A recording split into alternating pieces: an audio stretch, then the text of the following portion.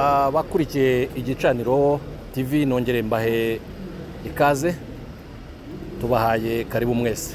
Ikindi kandi nkuko tujya tubibibutsa, nkuko tubibasaba kenshi mu buryo bwo kugira ngo mujye mworoherwa no cyangwa se munamenye ko inkuru nshya yaje, turabasaba gukora subscribe, mugakora like and share. Ikindi kandi kare kazogera mugakandeho kugira ngo mujye mubona notification y'ikiganiro igihe gisohotse. Igicaniro TV rero nkuko mubimenyereye, tugira dutya tugahamagara umuntu w'umutumirwa, noneho akaza kuganira natwe, akaza kuganira namwe. Uyu munsi nanone nkuko mubibona turi kumwe n'umutumirwa, ndagira ngo atangire abibwira kugira ngo namwe mumenye uwo tuganira nawe. Murakoze cyane bakunzi bavandimwe b'igicaniro TV. Nongeye ntiteka nanone no kongera kubasuhuza no kubaramutsa abanyarwandakazi aho muherereye ku migabane uko ari ine y'isi yose. Turabasuhuje kandi turabakunda cyane. Yego, urakoze. Maze rero ndagira ngo ngire icyo nkwibariza. Mu minsi ishize igihugu cy'u Rwanda cyasuwe n'umuyobozi wari mu gihugu cya Leta Zunze Ubumwe za Amerika, akaba ari umunyamabanga mukuru ushinzwe ububanyi n'amahanga. Umugabo ajya kugera hano, twabonye ibinyamakuru byinshi cyangwa se amafoto mbese agaragaza ko abo dusanzwe twita ibigarasha, ibipinga, abantu bavuga nabi Leta y'u Rwanda, wabonaga bashyize cyane amahirwe, bayashyize imbere cyane, bavuga bati irya ndege yajemo iraza kugenda ijyanye Rusesabagina. Ese uwo muyobozi wamenye ko yaje? Ese wowe wamenye ko koko ko uko byagenze, ko ari cyo cyifuzo abo bantu bari bafite? Nyakubahwa Jide, rero Imana iguhe umugisha, urakoze cyane. Mu by'ukuri urwo rugendo rw'umunyamabanga wa Leta Zunze Ubumwe za Amerika, umunyamabanga mukuru wa Leta Zunze Ubumwe za Amerika, ni inkuru yasakaye ahantu hose, bitangazamakuru bitandukanye, ariko byagera kuri aba banzi bacu, abanzi b'u Rwanda, bavuga nabo u Rwanda, banga u Rwanda, batarwifuriza ineza, batarwifuriza icyiza. Abo ngabo nibo babisakuje cyane, barimo ba padiri, barimo ba Noble Marara, barimo n'abandi bose barabishyuhije cyane, kubera inkuru uvuze ebyiri nyamukuru zari zishamikiye ku ruzinduko rw'uwo muyobozi wa Leta Zunze Ubumwe za Amerika. Iya mbere urayivuze, ni ukuza indege yamuzanye igatahana Rusesabagina. Inkuru ya kabiri yari irimo yari ya M23, by'uko u Rwanda baje kurifatira ibihano ngo rufatanya na rufasha M23. Ibyo bintu nibyo banatinzeho n'abayobozi twarababonye baganira, nyakubahwa Minisitiri w'Ububanyi n'Amahanga w'u Rwanda Dr. Biruta, hanyuma na Anthony Blinken. Mu by'ukuri rero uyu mugabo yaradusuye, tumwakira neza nk'uko dusanzwe twakira abayobozi mu nzego zo hejuru basanzwe batemberera u Rwanda. Yagenze neza, bamwakiriye neza, interview, itangazamakuru bibona inkuru. Ahubwo nanjye numvaga rwose nkeneye kugira icyo mbwira za ntera hamwe ziri hanze, bya bigarasha biri hanze byavuzaga induru ngo katubayeho.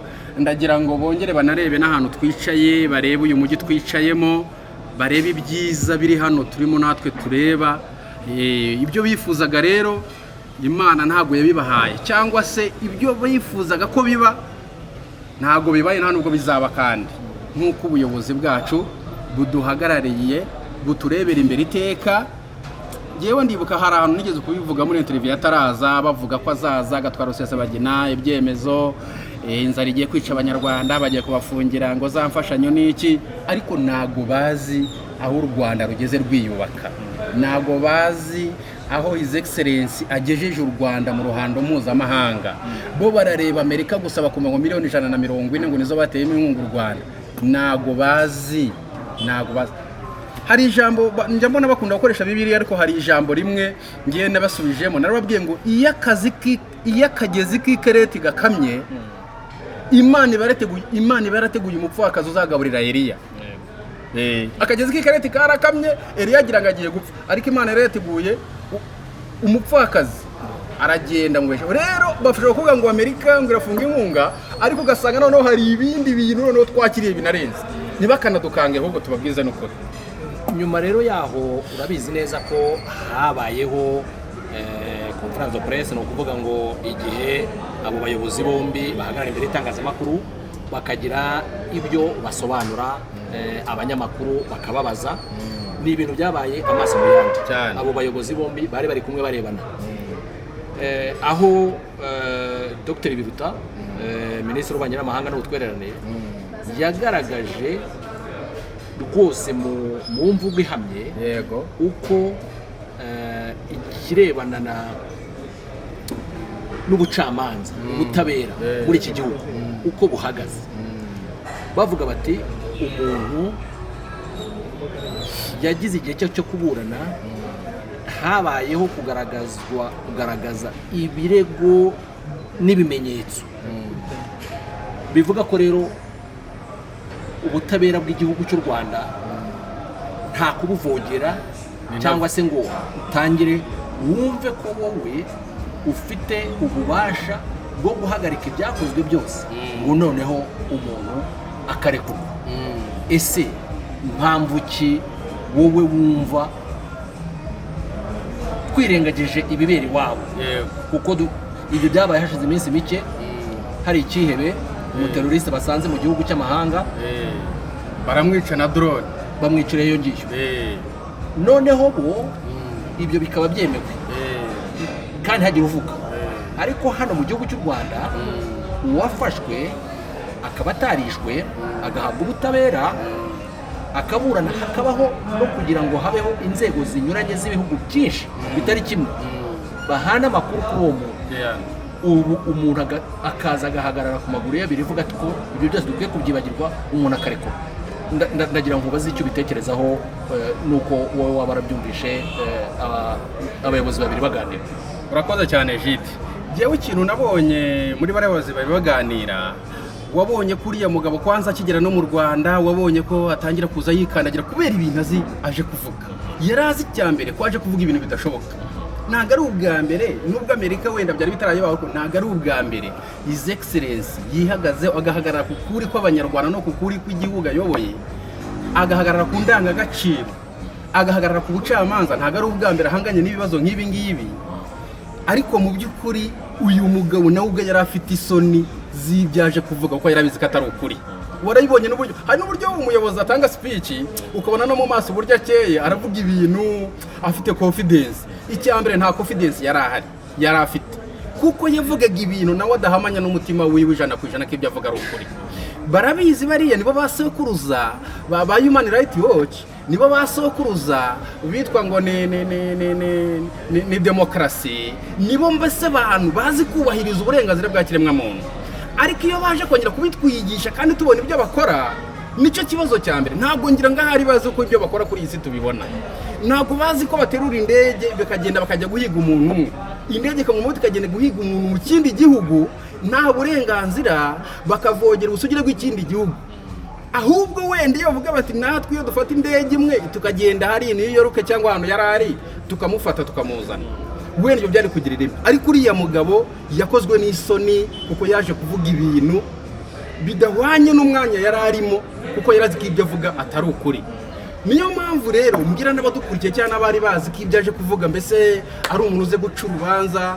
Icyambere ndashimira leta y'ubumwe bw'Abanyarwanda, His Excellency ndetse na Minisitiri w'Ububanyi n'Amahanga bahagaze ku gihugu cy'u Rwanda, bongeye kwemesha igihugu cy'u Rwanda. Igihugu cy'u Rwanda mu ruhando mpuzamahanga cyongeye values zindi zitari dusangamo. Kubera iki? Kubera uburyo igitutu, kandi wibuke ko atari ubwa mbere His Excellency avuga ngo nta gitutu cy'umunyamahanga gikora hano.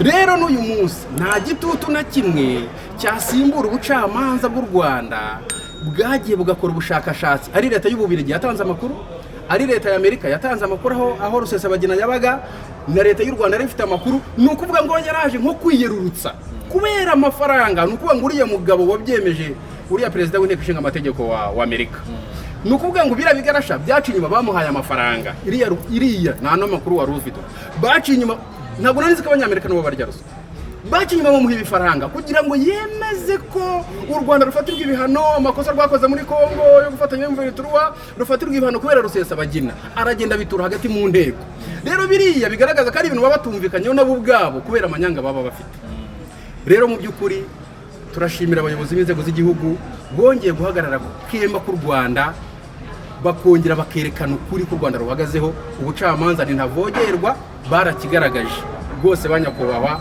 Imana ibaha umugisha bagaragaje ko ubutabera bw'u Rwanda ari ntavogerwa ubusugire bw'u Rwanda ni ntavogerwa ni ukuvuga ngo ubucamanza bwacu bwakoze icyo bwagombaga gukora ubwo rero nabo niba ari ingufu zindi bazakoresha izindi ngufu ariko yewe ahantu magaze nuko leta y'u Rwanda ihagaze mu mwanya yagomba guhagararamo kandi nk'abanyarwanda turabishimira kuko rero nkubaza akantu ka nyuma ndagira ngo nkubaze nti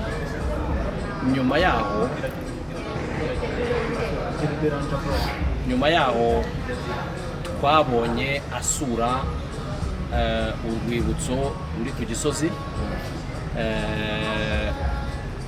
urwibutso rwa jenoside yakorewe abatutsi noneho nk'uko bisanzwe bigenda ku muyobozi mukuru aba agomba kugira inyandiko asiga nyuma y'uko atambagiye urwibutso akabona ibirimo mbese bimuha amakuru yose y'ibyakozwe muri jenoside yakorewe abatutsi twabonye rero ko we yageze gutya akavuga gusa ku by'umuryango we ni nako yavuze ariko mu kuvuga iby'umuryango we ngira ngo warabibonye yavuze ko yabyise amazina ya nyayo yuko ari jenoside yakorewe abayahudi cyane ariko ntacyo yavuze kuri jenoside yakorewe abatutsi icyo warakibonye ndagira ngo ugire icyo uvuga kuri buriya butumwa yasize kuko mu by'ukuri ntabwo nibaza ko buriya butumwa bwari bujyanye n'ibyo amaze kubona wantendeye reka nkuvuge iki kintu mu by'ukuri jyewe reka nsabe abantu bareba mbese bashinzwe urwibutso we na CNLG n'abandi banyarwanda bumvise imvugo y'uyu muyobozi ushinzwe ububanyi n'amahanga wa Leta Zunze Ubumwe za Amerika yakoze icyaha sakirirego ni ukuvuga ngo we yemeye ko iwabo kuko akomoka mu bwoko bw'abayahudi yemeye ko iwabo habaye jenoside yakorewe abayahudi ariko ageze ku rwibutso arebye abantu basaga miliyoni baryamye hariya abonye amateka visa barimo arayareba arangije agiye kwandika mu gitabo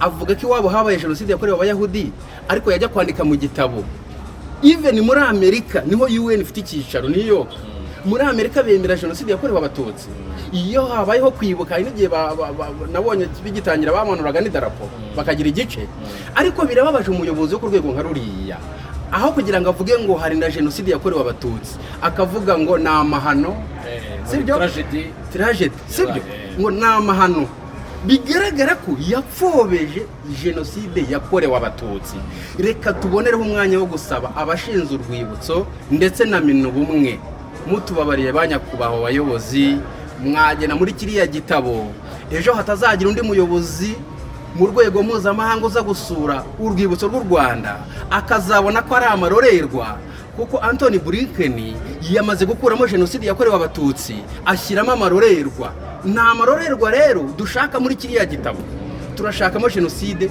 yakorewe abatutsi niba tugirira impuhwe n'imbabazi ruriya rupapuro barukuremo baruzinge neza barumwoherereze bamubwire bati wakoze gupfobya ririya ni ipfobya riri ku rwego rwo hejuru ririmo n'agasuzuguro ni ukuvuga ngo iwabo barapfuye ariko twebwe hano iwacu ntabwo bapfuye ibyabo biremerwa ibyacu ntibyemewe kandi ibyabo byemewe ku rwego mpuzamahanga n'ibyacu byemewe ku rwego mpuzamahanga ariko ibyacu ntabwo we ashaka kubyemeza kandi twibukiranye yuko nanone Amerika nibo bantu ba mbere bataremera jenoside yakorewe mu batutsi imbona nkubona niyo mpamvu nawe yitwaye kuriya kandi bari bafite imbaraga zo kuba bahagarika n'iyo jenoside icya mbere ni ipfunwe bafite by'ibyo uburyo bagomba guhagarara ntabwo aribwo bahagaze uburyo bagomba kwitwara ntabwo aribwo buryo byitwayemo rero ni isoni n'ikimwaro byatumye yandika mu gitabo ko ari amakuba yagwirira igihugu cyangwa se ni tragedy nta nubwo nshaka kubisubiramo ariko yarapfobeje. aho rero reka tuhungikanye.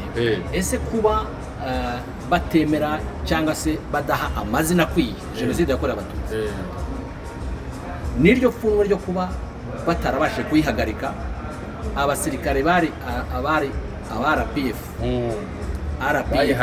bakayihagarika barongojwe imbere na nyakubahwa perezida wa repubulika. Noneho nyuma bakazafata umuntu wakinishijwe filime cyangwa se bafasheho icyitegererezo muri filime, noneho we akaba ari bagira igitangaza, bakamwambika imidari y'igitangaza. Ese aho ngaho nta hantu biza guhurira, kuko baranga bimwe bagatagatifuza ibindi, kandi ibyo batagatifuza nibyo ahubwo bifite ikibazo. Ese aho nta hantu birimo bihurira kugira ngo abantu bamenye neza ko abanyamerika icyo bo ngo bifuza bagishyira hejuru, icyo badashaka bakagishyira hasi. Ahubwo reka duhite tunabihuriza aho ngaho. Ni gute umuntu bamugize igitangaza bakamuha n'imidari, umuntu bakamugira igitangaza kubera ko yarengeye abatutsi bapfaga kiriya gihe, siko babyita? Hanyuma se ko noneho bageze aha ngaha ntibibuke ba batutsi bapfuye, uriya muntu yabereyeho igitangaza bakavuga ko ari amarorerwa cyangwa se n'ubu. Urumva ahantu bihuriye? Ni ukuvuga ngo rero bo icyo bashaka baragitagatifuza, ikindi bashaka bakacyanduza. Baragerageza kutwanduza kubera diplomasi umuyobozi wacu dufite perezida wa Repubulika Paul Kagame, kubera urwego agezeho mu ruhando mpuzamahanga. Diplomasi y'u Rwanda imaze kurenga aka karere, iri ku rwego rw'isi. Rero barimo barareba ubwenge afite n'uburyo ayoboye igihugu, bakifuza ku buryo bagira gute bamuteranya cyangwa se uburyo bamushakira amakosa atanagaragara.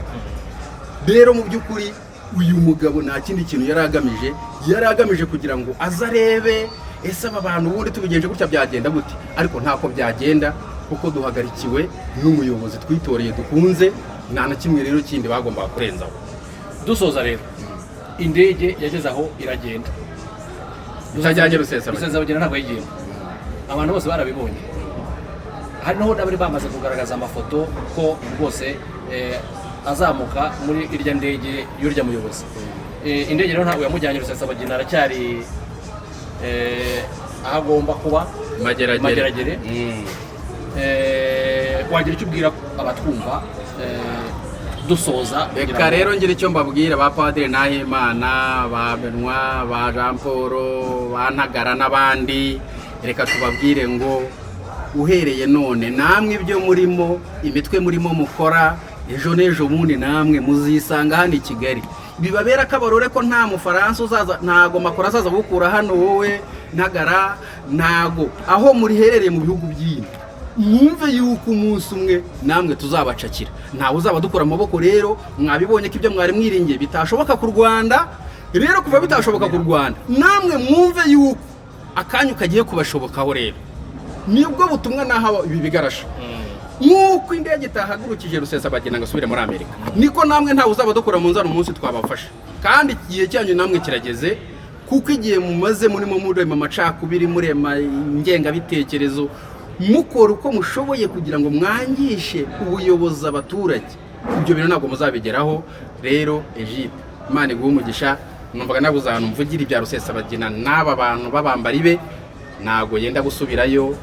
Twarabyumvise azarangiza igihano cye nk'uko abandi bakirangiza, anafunguye yazafungura igihe nk'uko abandi, n'ubundi perezida yaje akagira imbabazi. Ntago rero umunsi yanafunguwe n'imyaka idashize ntibazunde ko hari igitutu cyabayeho. Ni ubushake bwa guverinoma nk'uko n'ubundi His Excellency ajya agirira imbabazi n'abandi tutarondoye. Rero icyo gitutu ntabwo gikora ku Rwanda. Ayo magambo muvuga ni ukugira ngo mwitere ikinyamuntu ukuntu musinzira. Nyine agatotsi mwarakihaye muri iriya minsi, ariko mwongere mube maso. Noneho rero duhangane ku kabarore. Abari bakurikiye Igicaniro TV, ngira ngo murabyimviye, abantu nibakura amerwe mwisaho. Mbifurije ibihe byiza aho muherereye, abari badukurikiye, maze mukomeze mukurikire Igicaniro TV. Murakoze.